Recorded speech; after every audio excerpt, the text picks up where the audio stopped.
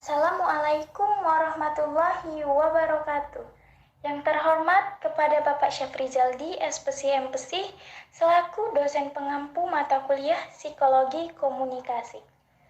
Puji syukur kehadirat Allah Subhanahu wa Ta'ala yang telah memberikan hikmat yang begitu luar biasa untuk kita semua. Dan tidak lupa juga sholawat dan salam kepada Nabi besar kita, Nabi Muhammad SAW. Nah, teman-teman, gimana kabarnya? Baik ya, alhamdulillah. Perkenalkan, saya Rahima Azhara Pohan yang akan berperan sebagai moderator pada diskusi kali ini. Adapun topik yang akan kami bahas di diskusi kali ini adalah mengenai komunikasi interpersonal, sensasi, persepsi, memori, dan berpikir. Ada pepatah berkata, tak kenal maka tak sayang. Maka izinkan saya untuk memperkenalkan nama-nama anggota kelompok saya. Yang pertama ada Rahima Azhara Pohan dengan NPM 19860045. Nah, itu saya sendiri. Yang kedua ada Putri Silviana dengan NPM 19860020. Yang ketiga, ada Rapita Alawiyah dengan NPM 19860051. Kemudian ada Oni Ketogatorok dengan NPM 19860062. Kemudian ada Nasrul Sidik dengan NPM 19860071. Kemudian ada Halimatus Sa'diyah dengan NPM 1986000300. Kemudian ada Febriston Sitanggang dengan NPM 1986000302. Kemudian ada Jihan Dwi Fitria dengan NPM 1986000304. Kemudian ada Aji Masagung dengan NPM 188600374. Kemudian ada Windy Arianto dengan NPM 1786004. Dan yang terakhir ada Rizky Aulia Rahman dengan NPM 178609090. Nah, di sini kami akan menjelaskan materi mengenai sensasi, persepsi, memori, dan berpikir. Nah, teman-teman semua pasti bertanya-tanya, apa sih itu sensasi? Apa sih itu persepsi? Apa sih itu memori? Dan apa sih berpikir itu? Nah, teman-teman pasti bertanya-tanya. Nah, jika teman-teman ingin mengetahui apa itu sensasi, apa itu persepsi, apa itu memori, dan apa itu berpikir, mari dengarkan materi dari kelompok kami. Langsung saja kita memasuki materi pertama, yaitu mengenai sensasi yang akan dipaparkan oleh saya sendiri. Nah, teman-teman semua pasti sering mendengar kata sensasi. Nah, apa itu sensasi? Sensasi merupakan tahap paling awal dalam penerimaan informasi. Sensasi berasal dari kata sense, artinya alat penginderaan yang menghubungkan organisme dengan lingkungan. Pengubahan informasi menjadi impuls saraf dengan bahasa yang dipahami oleh otak, lalu terjadilah proses sensasi. Selanjutnya, Dennis Chan mengatakan, sensasi adalah pengalaman elementer yang segera yang tidak memerlukan penguraian verbal, simbolis, atau konseptual, dan terutama sekali berhubungan dengan kegiatan alat indera. Melalui alat indera, manusia memperoleh pengetahuan dan semua kemampuan untuk berinteraksi dengan dunianya. Nah, selanjutnya kita memasuki materi mengenai persepsi. Nah, pasti teman-teman masih bingung nih, apa itu persepsi? Pengen tahu nih, apa itu persepsi? Nah, persepsi adalah pengalaman tentang objek, peristiwa, atau hubungan-hubungan yang diperoleh dengan menyimpulkan informasi dan menafsirkan pesan. Persepsi juga memberikan makna pada stimulus indrawi atau yang sering kita sebut sensori stimuli. Sensasi bagian dari persepsi loh. Namun, menafsirkan makna informasi indrawi tidak hanya melibatkan sensasi, tetapi juga atensi, ekspektasi, motivasi, dan memori. Nah, persepsi tadi ditentukan oleh dua faktor. Yang pertama itu ada faktor personal, dan yang kedua ada faktor situasional. Nah, yang pertama ada faktor personal. Faktor personal ialah faktor yang mempengaruhi persepsi orang terhadap kita atau sebaliknya adalah pengalaman dan konsep diri. Faktor personal besar pengaruhnya dalam persepsi interpersonal, bukan saja pada komunikasi interpersonal, tetapi juga pada hubungan interpersonal. Beberapa faktor personal terdiri atas pengalaman, motivasi, dan kepribadian. Nah, yang kedua ada faktor situasional. Faktor situasional dapat dijelaskan dari eksperimen Solomon E. Asch dalam Psikologi Komunikasi karangan Jalaluddin Rahmat. Di situ ia menerangkan bahwa kata yang disebutkan pertama akan mengarahkan penilaian selanjutnya atau bagaimana kata sifat mempengaruhi penilaian terhadap seseorang. Sebagai contoh, bila seseorang yang digambarkan sebagai seorang yang cerdas dan rajin, maka kesan yang muncul dalam benak kita adalah orang tersebut pasti seorang kutu buku. Namun, bila kata sifat tersebut dibalik menjadi bodoh dan malas, maka kesan yang muncul pun akan sebaliknya. Nah, kita telah mendengarkan materi mengenai sensasi dan persepsi. Teman-teman sudah pasti tahu dong apa itu sensasi dan persepsi. Selanjutnya, materi mengenai perhatian. Faktor internal dan faktor eksternal dari penarik perhatian akan dipaparkan oleh Rafita Alawiyah. Kepada Rafita Alawiyah, saya persilahkan untuk memaparkan materinya. Saya akan membacakan slide yang selanjutnya, yaitu perhatian. Kenneth Anderson mendefinisikan perhatian adalah proses mental ketika stimuli atau rangkaian stimuli menjadi menonjol dalam kesadaran pada saat stimuli lainnya melemah. Yang kedua, perhatian terjadi bila kita mengkonsentrasikan diri pada salah satu alat indera kita dan mengesampingkan masukan-masukan melalui alat indera yang lain. Faktor eksternal penarik perhatian. Ada dua bagian. Yang pertama disebut juga sebagai determinan perhatian yang bersifat eksternal atau penarik perhatian atau attention getter. Yang kedua, stimuli diperhatikan karena mempunyai sifat-sifat yang menonjol, antara lain ada beberapa bagian juga. Yang pertama gerakan, yang kedua intensitas, yang selanjutnya stimuli, yang selanjutnya kebaruan, dan yang terakhir perulangan. Yaitu faktor internal penaruh perhatian. Ada dua bagian juga. Yang pertama ada kecenderungan kita melihat apa yang ingin kita lihat, dan kita mendengar apa yang ingin kita dengar. Yang selanjutnya, perbedaan perhatian ini timbul dari faktor-faktor internal dalam diri kita, yaitu ada beberapa bagian faktor. Yang pertama faktor biologis, faktor sosiopsikologis, motif sosiogenis, sikap, kebiasaan, dan kemauan mempengaruhi apa yang kita perhatikan. Terima kasih kepada Rafita Alawiyah yang telah memaparkan materinya. Selanjutnya, masih dengan materi yang sama, yaitu materi mengenai perhatian, yang akan dipaparkan oleh Nasrul Sidik. Kepada Nasrul Sidik, kami persilahkan untuk memaparkan materinya. Selanjutnya, perhatian selektif menurut Kenneth E. Anderson.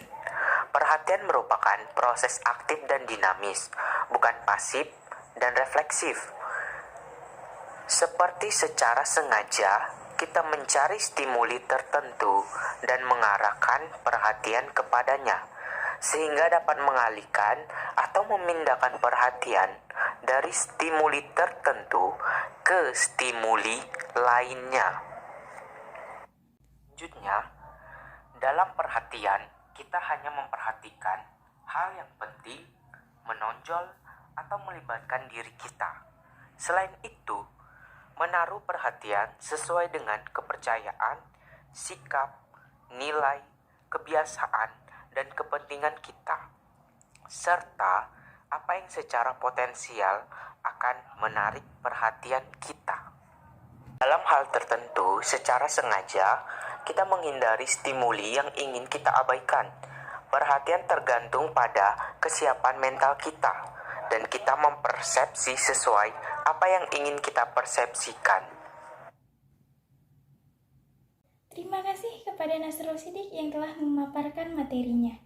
Selanjutnya, masih dengan materi yang sama, yaitu perhatian, akan dipaparkan Putri Silviana. Kepada Putri Silviana, saya persilahkan untuk memaparkan materinya. Tenaga-tenaga motivasional sangat penting dalam menentukan perhatian dan persepsi. Tidak jarang efek motivasi ini menimbulkan distraksi atau distorsi. Intensitas perhatian tidak konstan. Dalam hal stimuli yang menerima perhatian juga tidak konstan. Kita mungkin memfokuskan perhatian kepada objek sebagai keseluruhan, kemudian pada aspek-aspek objek itu, dan kembali lagi kepada objek secara keseluruhan. Usaha untuk mencurahkan perhatian sering tidak menguntungkan karena usaha itu sering menuntut perhatian. Pada akhirnya, perhatian terhadap stimuli mungkin tidak berhenti. Kita mampu menaruh perhatian pada berbagai stimuli secara serentak. Makin besar keragaman stimuli yang mendapat perhatian, makin kurang tajam persepsi kita pada stimuli tertentu.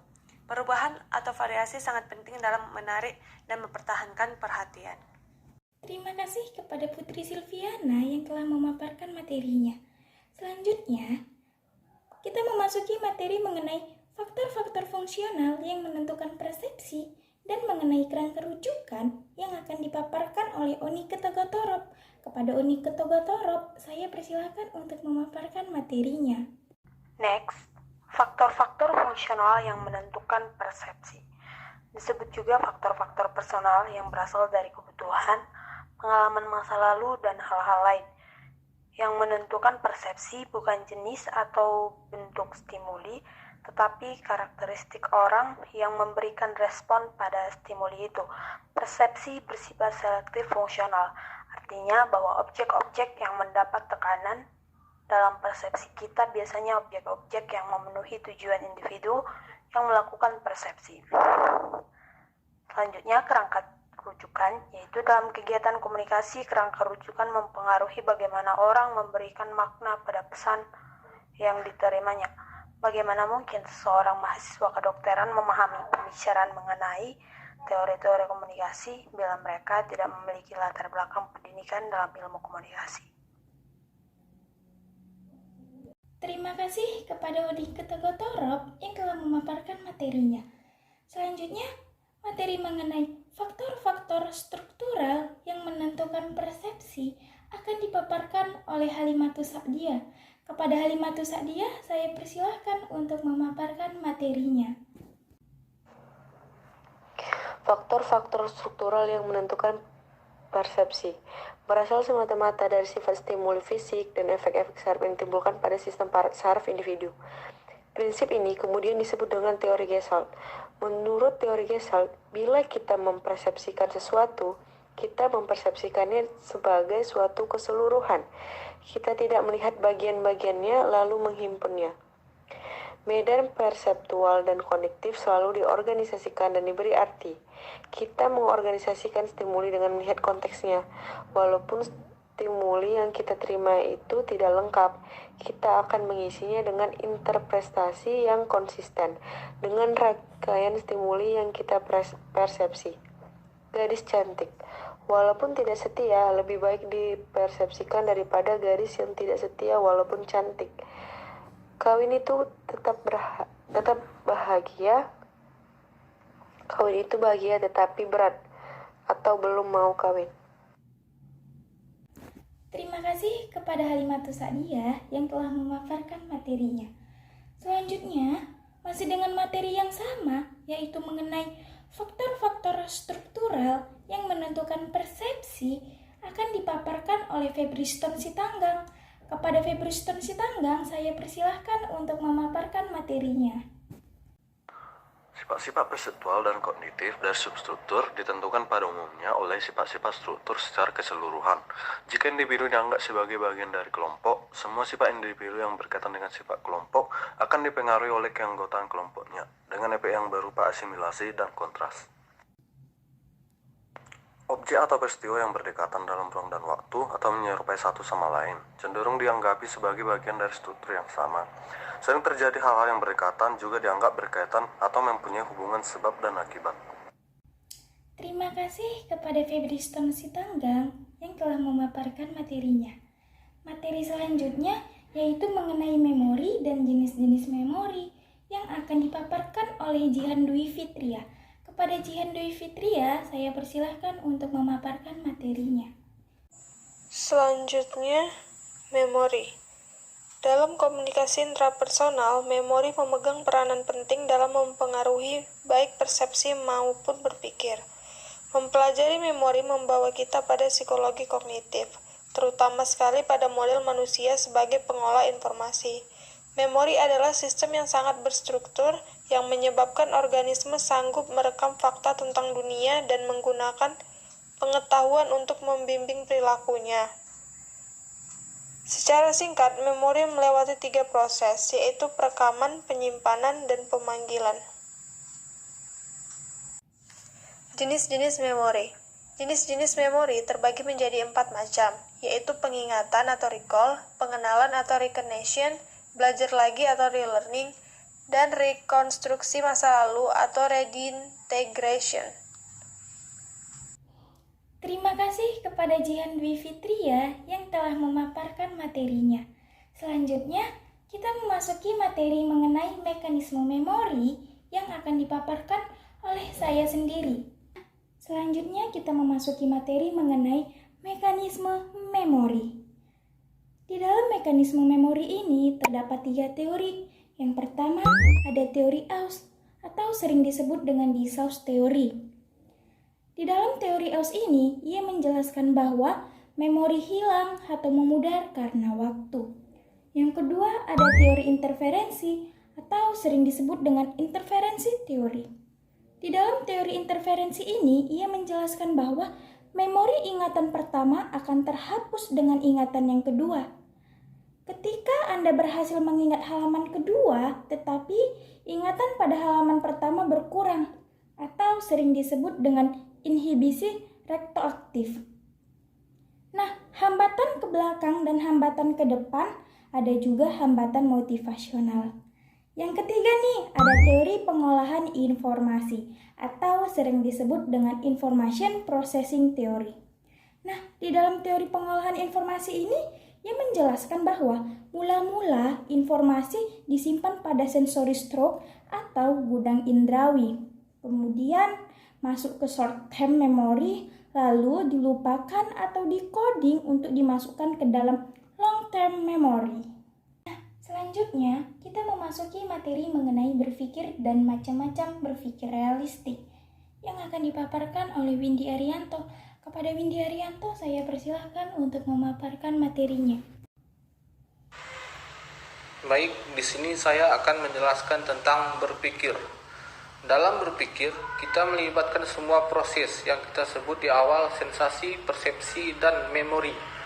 Berpikir melibatkan penggunaan lambang, visual, atau grafis. Berpikir kita lakukan untuk memahami realitas dalam rangka mengambil keputusan, memecahkan persoalan, dan menghasilkan yang baru. Taylor mengatakan, berpikir sebagai proses penarikan kesimpulan. Selanjutnya adalah macam-macam berpikir realistik. Pertama adalah berpikir deduktif. Deduktif berasal dari bahasa Inggris, deduction, yang berarti penarikan kesimpulan dari keadaan-keadaan yang umum. Menemukan yang khusus dari yang umum. Deduksi adalah cara berpikir yang ditangkap atau diambil dari pernyataan yang bersifat umum, lalu ditarik kesimpulan yang bersifat khusus. Penarikan kesimpulan secara deduktif biasanya mempergunakan pola berpikir yang dinamakan silogismus. Metode berpikir deduktif adalah metode berpikir yang menerapkan hal-hal yang umum terlebih dahulu untuk seterusnya dihubungkan dalam bagian-bagiannya yang khusus. Dalam penalaran deduktif dilakukan melalui serangkaian pernyataan yang disebut silogisme yang terdiri atas beberapa unsur, yaitu dasar pemikiran utama atau premis mayor. Selanjutnya dasar pemikiran kedua atau premis minor. Contohnya seperti premis mayor. Semua siswa SMA kelas X wajib mengikuti pelajaran sosiologi. Premis minor. Bob adalah siswa kelas X. Kesimpulan adalah Bob wajib mengikuti jam pelajaran sosiologi. Selanjutnya adalah berpikir induktif. Induksi adalah cara mempelajari sesuatu yang bertolak dari hal-hal atau peristiwa khusus untuk menentukan hukum yang umum. Induksi merupakan cara berpikir di mana ditarik suatu kesimpulan yang bersifat umum dari berbagai kasus yang bersifat individual. Penalaran secara induktif dimulai dengan mengemukakan pernyataan-pernyataan yang mempunyai ruang lingkup yang khas dan terbatas dalam menyusun argumentasi yang diakhiri dengan pernyataan yang bersifat umum. Contohnya seperti pengamatan. Di puncak hawanya dingin, di daerah Batu hawanya dingin, di kawasan Lembang hawanya juga dingin. Kesimpulannya adalah di daerah yang letaknya tinggi atau dataran tinggi hawanya akan dingin. Selanjutnya berpikir evaluatif. Berpikir evaluatif ialah kritis, menilai baik buruknya, tepatnya atau tidaknya suatu gagasan. Dalam berpikir evaluatif, kita tidak menambah atau mengurangi gagasan. Kita menilainya menurut kriteria tertentu. Perlu diingat bahwa jalannya berpikir pada dasarnya ditentukan oleh berbagai macam fokus. Suatu masalah yang sama mungkin menimbulkan pemecahan yang berbeda-beda pula. Adapun faktor-faktor yang mempengaruhi jalannya berpikir itu antara lain yaitu bagaimana seseorang melihat atau memahami masalah tersebut, situasi yang tengah dialami seseorang dan situasi luar yang dihadapi, pengalaman-pengalaman orang tersebut, serta bagaimana inteligensi orang tersebut. Mungkin itu saja dari saya. Terima kasih.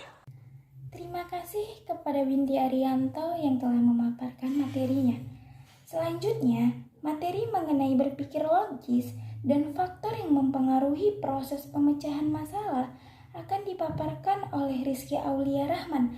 Kepada Rizky Aulia Rahman, saya persilahkan untuk memaparkan materinya. Baiklah, saya akan sedikit menjelaskan jenis-jenis berpikir logis. Nah, yang pertama itu ada decision making atau menetapkan keputusan. Keputusan merupakan hasil berpikir, hasil usaha intelektual kita. Keputusan selalu melibatkan pilihan dari berbagai alternatif yang ada. Lalu keputusan selalu melibatkan tindakan yang nyata. Ya, walaupun pelaksanaannya boleh kita lakukan atau tidak seperti itu. Yang kedua itu ada problem solving atau memecahkan masalah. Terjadi peristiwa ketika perilaku yang biasa dihambat karena sebab tertentu. Nah, mencoba menggali memori untuk mengetahui cara-cara yang paling efektif pada masa lalu, di mana saat kita sedang berada di dalam masalah tersebut. Nah, lalu kita mencoba seluruh kemungkinan pemecahan yang pernah kita ingat atau yang pernah kita pikirkan. Ya, mulai menggunakan lambang-lambang atau verbal atau grafis untuk mengatasi masalah tersebut. Nah, yang terakhir itu ada insect solution, di mana insect solution ini adalah pemecahan persoalan atau memecahkan masalah yang tiba-tiba saja terlintas di pikiran kita, seperti itu. Nah, jadi di insect solution ini tanpa kita berpikir panjang, ketika kita sedang berada di dalam masalah, terus terlintas pemecahannya itu seperti ini, seperti itu. Nah, yang terakhir juga ada faktor-faktor yang mempengaruhi proses pemecahan masalah. Yang pertama itu ada faktor situasional yang berpacu pada stimuli yang menimbulkan masalah dan pada sifat-sifat masalahnya, seperti itu. Nah, yang kedua itu ada faktor personal di mana faktor personal ini terdiri atas dua faktor. Yang pertama itu faktor personal biologis dan sosio-psikologis. Nah, contohnya itu dan berhubungan dengan motivasi kita terhadap masalah, kepercayaan kita terhadap masalah, dan sikap bersalah kita terhadap masalah yang sedang kita jalani. Juga berkaitan dengan kebiasaan-kebiasaan kita dalam memecahkan masalah, lalu juga ada emosi kita, seperti itu. Baik, terima kasih kepada teman-teman yang telah memaparkan materi kita pada kesempatan kali ini. Dan untuk itu, rangkaian acara diskusi pada kesempatan kali ini telah berakhir. Mari kita ucapkan alhamdulillah bersama-sama. Semoga kita mendapatkan banyak manfaat dari diskusi pada kesempatan kali ini. Kami mengucapkan banyak terima kasih kepada teman-teman yang telah menyimak dengan antusias diskusi kami pada hari ini. Saya Rahima Azahra Pohan sebagai moderator tentu memohonkan maaf kepada Bapak Syafrizal di SPCM PESI selaku dosen mata kuliah Psikologi Komunikasi, dan teman-teman apabila ada kekurangan dan juga hal-hal yang kurang berkenan dari perkataan saya dan penjelasan dari kami. Akhirnya juga saya Rahima Azahra Pohan dan anggota kelompok saya pamit undur diri. Terima kasih atas perhatian teman-teman. Sampai jumpa dan wassalamualaikum warahmatullahi wabarakatuh.